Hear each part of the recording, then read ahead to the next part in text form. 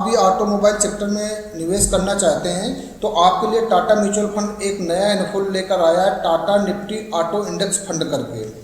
Basically Nifty auto index fund में वो सारी ऑटोमोबाइल और उनसे रिलेटेड जितनी भी कंपनीज होती हैं वो कंपनीज इसमें इंक्लूड रहते हैं। तो अगर आप निफ्टी ऑटो इंडेक्स फंड में इन्वेस्टमेंट करते हैं तो आप टोटल 17 कंपनीज में आप अपने पैसों को इन्वेस्टमेंट करेंगे, जिसमें से जो टॉप कंपनीज हैं Apollo tyres, Ashok Leyland, Bajaj auto, Balkrishna industry, Bosch, Maruti, hero, Eicher, Tata, ये सारी company Tata Nifty auto index fund में भी अवेलेबल रहेगी, क्योंकि निफ्टी ऑटो इंडेक्स फंड में यही सारी कंपनीज हैं। तो अगर आप ऑटोमोबाइल सेक्टर में इन्वेस्टमेंट करना चाहते हैं और इन सारी कंपनियों में इन्वेस्टमेंट करना चाहते हैं, देखो इन सारी कंपनियों के शेयर बहुत महंगे हैं। जैसे मारुति की बात करते हैं तो मारुति का जो शेयर का प्राइस है वो 10,000 प्लस है। तो आपको अगर मारुति का एक शेयर परचेज करना है तो 10,000 रुपये इन्वेस्टमेंट करना पड़ेगा। वही अगर आप SIP के फॉर्म में म्यूचुअल फंड के थ्रू इन्वेस्टमेंट करते हैं तो आपको ये हो सकता है कि 500 या 150 रुपीज़ से भी आपको यहाँ पे इन्वेस्टमेंट कर सकते हो। तो म्यूचुअल फंड का जो पर्पज़ रहता है वो यही रहता है कि जो लोग बड़े अमाउंट अफोर्ड नहीं कर सकते तो छोटे अमाउंट के थ्रू उन कंपनियों में इन्वेस्टमेंट कर सकते हैं, जिनके लिए लोग अलग अलग इन्वेस्टमेंट करते हैं बड़े अमाउंट से।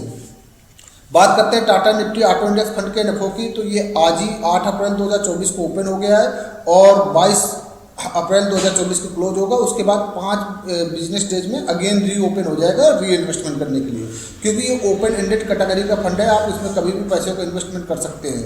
मिनिमम SIP जो टाटा के म्यूचुअल फंड में रहता है वो 150 रहता है। ऑल्दो अभी मुझे डिटेल मिली नहीं है कि इसमें मिनिमम SIP कितने की रहेगी, बट मैं कंसीडर करता हूँ टाटा के बाकी म्यूचुअल फंड को देखकर कि आप इसमें 150 रुपीज़ से इन्वेस्टमेंट कर सकते हैं। वही आप लमसम के फॉर्म में 5,000 रुपीज़ इन्वेस्टमेंट कर सकते हैं। एग्जिट लोड की बात करते हैं तो इसमें 0.25% का एग्जिट लोड लगेगा अगर आप 15 दिन से पहले आप पैसे को रिडीम करते हैं। 15 दिन के बाद कोई भी एग्जिट लोड अप्लीकेबल नहीं होगा। वेरी हाई रिस्क कैटेगरी का फंड रहेगा और उन सारे इन्वेस्टर के लिए सुटेबल रहेगा जो कि ऑटोमोबाइल सेक्टर में इन्वेस्टमेंट करना चाहते हैं। देखो सबसे पहले तो इन्वेस्टमेंट करने का सही तरीका है कि लार्ज कैप, मिड कैप और स्मॉल कैप में ले लो, या इन्हीं में एक साथ में बैलेंस एडवांटेज फंड भी ऐड कर लिया जाता है सेफ्टी पर्पज से। अगर ये चारों आपके पास हो गए देन आपको सेक्टर फंड में आप जा सकते हैं, इजीली जा सकते हैं। तो लोग मेरे से पूछते हैं कि कौन सा फंड लें, ये फंड कैसा है, तो वो पर्सन टू पर्सन वेरी करता है। हर एक चीज़ हर किसी के लिए नहीं है। और इसमें जो टाइम होराइजन रखना है वो 7 साल या उससे ज़्यादा का आपको टाइम होराइजन रखना है इन्वेस्टमेंट करने के लिए। Return for similar mutual fund की बात करते हैं तो ICICI प्रूडेंशियल का निफ्टी ऑटो इंडेक्स फंड ही अवेलेबल था, जिसने एक साल पे 70% का रिटर्न दिया है और ओवरऑल इसका रिटर्न थोड़ा सा ज़्यादा है। तो ये ज़्यादा पुराना फंड नहीं है, तो आप इस सेक्टर को कंसीडर कर सकते हैं अगर ऑटोमोबाइल सेक्टर में आपको पैसे को इन्वेस्टमेंट करना है।